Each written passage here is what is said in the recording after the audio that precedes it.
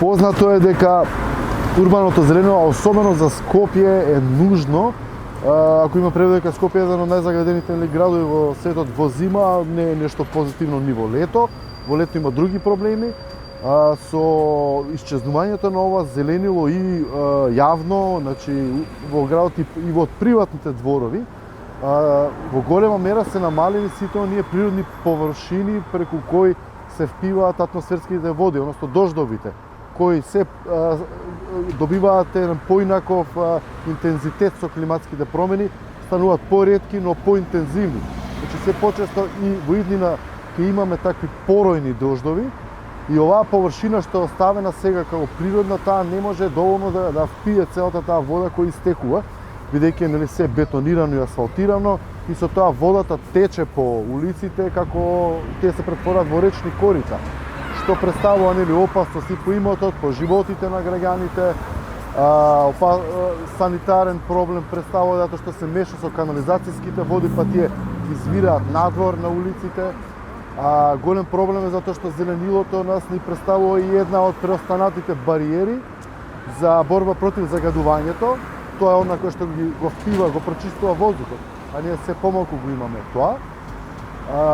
Урбаното зеленило е фактор и за влажноста и на почвата и на воздухот, што пак е фактор за здравјето на останатото зеленило во градот. Тоа е еден циклус, знаете, кој се сотена спирала која создаваме на уништување со неговото практично исчезнување.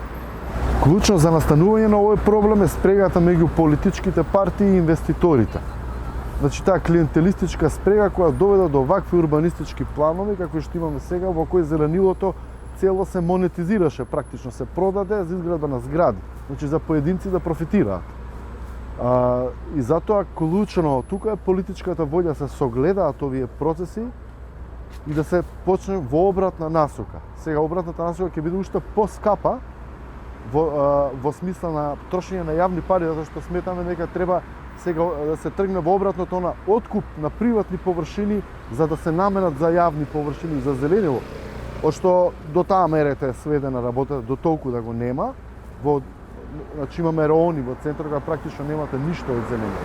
Второ е да се согледа потребата да се одржува конечно ова зеленило што преостана, бидејќи практично не се одржува на ниту еден начин. И имате и дрва по улиците, оно што ни преостана, кога ќе се исушат или разболат, никој не ги лечи, никој не ги заменува. На многу делови може да видите места каде што некогаш имало дрво. Тоа е како една реликвија сега останата, се потсетуваме дека некогаш градот не бил таков како што е денес. Значи клучна е политичката волја во ова.